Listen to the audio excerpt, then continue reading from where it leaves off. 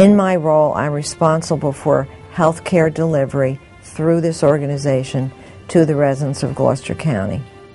We have over 1,900 employees, and in capacity as president and CEO, I feel it's extremely important to have a clear direction and vision for those employees of what expectations are and how we're going to manage the patient care in this institution and in our community. I don't believe that I'm going to ask anyone to do anything that I'm not willing to do myself. And I started as a staff nurse in this institution, in ICU, and I did any job I had to do to get the work done. And I would do that today, when I've been in this institution 35 years. So I think you need to say and prove that you're willing to do what it takes. From a leadership standpoint, I value leadership tremendously. We have a Leadership Institute here. All managers are required to go through it. I hold leadership meetings. There's a requirement for how they dress. If they're late, they're not permitted to get in. I turn them away. So I do believe that what I do here and how I emulate those traits infiltrate through this whole organization. Motivation is a very difficult thing. I think it comes from within, and it's very important that a person is always motivated. I also believe that it's important to help people become motivated. Some people have very good skill sets.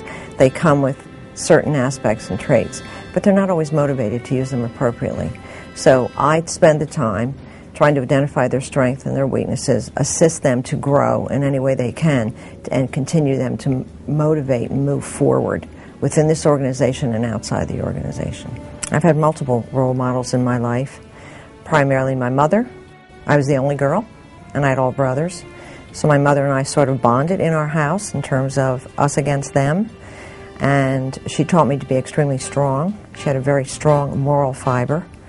She was a woman who said the rosary every single day and constantly reminded me how important it was to have morals and ethics and character.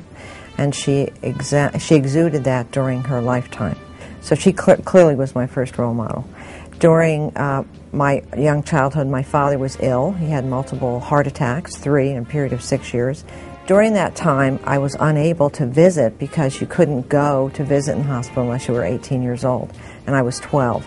So I remember standing outside of the window of my father's room watching what the nurses were doing, and was absolutely enthralled with what they were doing. And I think each one of them over time, I never knew their names, I never met them, but they became role models in terms of showing me what can happen.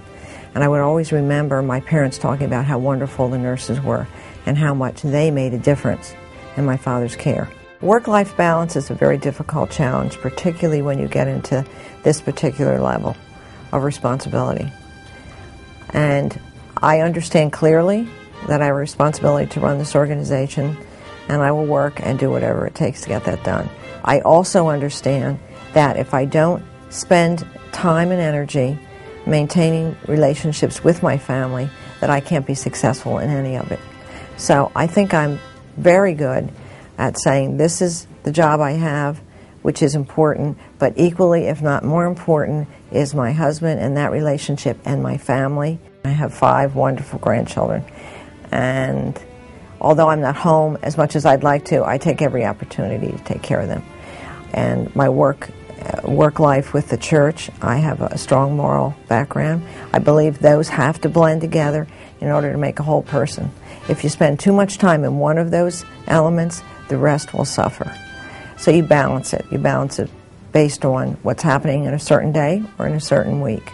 For young women who are looking to become leaders in the future, I believe it's important that they have a basic set of skills, and also that they look internally to who and what they are, that they look at their strengths, their weaknesses, and turn them into opportunities.